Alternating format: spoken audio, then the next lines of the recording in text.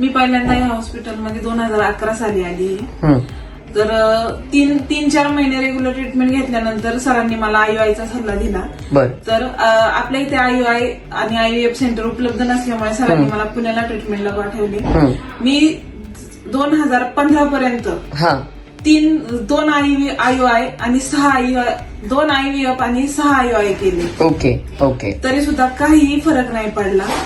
नंतर तिथलं म्हणजे जे काय होतं वातावरण त्याच्यानुसार असं जाणे येण्याचं हे ते त्याच्यामुळे असं होऊ शकतं. किती अंतरावरती होतं चाकणवरनं तुला ते पुण्याला होतं? तुझा जाण्या येण्यात किती वेळ जायचा या प्रोसेसमध्ये?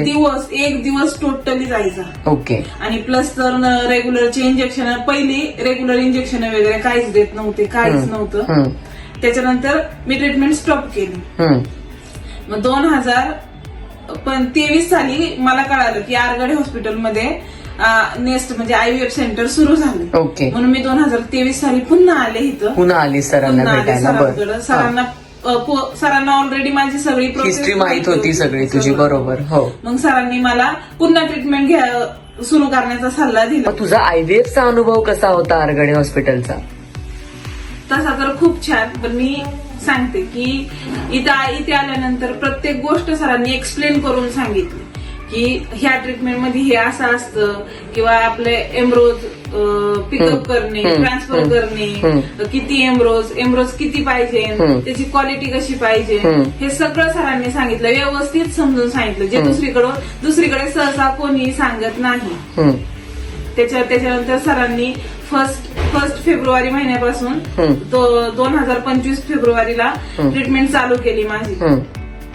तर 3 महिने पिकअप होईपर्यंत प्रत्येक दिवशी रोजचं येणं, सोनोग्राफी, इंजेक्शन, हे छोट्या छोट्या गोष्टींकडे बारकाईने सरांनी लक्ष दिलं की जेणेकरून मी काही न विचारता सुद्धा सर मला सांगायचे ह्या दिवशी तू आलीच पाहिजे आणि ह्या वेळी तू हे इंजेक्शन घेतलंच पाहिजे.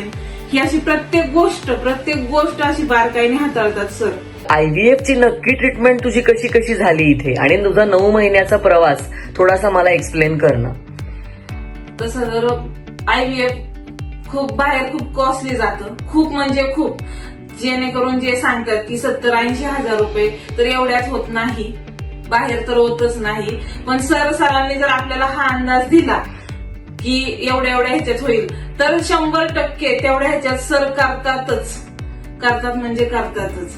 आणि ज्यानंतर तुमचं ट्रान्सफर वगैरे होतं तिथून पुढे बाहेर जर तुम्ही IVF ट्रीटमेंट घेतली तर मोस्टली 6 ते 9 महिने ह्या गोळ्या इंजेक्शन घ्यावीच लागतात. तसं सरांच्या इथे फार तर 3 महिन्याच्या आतमध्ये ही गोळ्या औषधं टोटली बंद होतात. त्यात मला थायरॉइड, BP, हाय शुगर, हाय BP हे सगळं असताना सुद्धा आज माझं बाळ माझ्या हातात व्यवस्थित आहे, सुखरूप. तुझ्या लग्नाला किती वर्ष झाली आणि आज किती वर्षानंतर बाळ तुझ्या हातात आहे तुझ्या? माझ्या लग्नाला 16 वर्ष झाली. 16 वर्षानंतर 2026 मध्ये 30 जानेवारी 2026 ला माझं बाळ माझ्या हातात आलं आणि हे फक्त सरांमुळे झालं, फक्त सरांमुळे.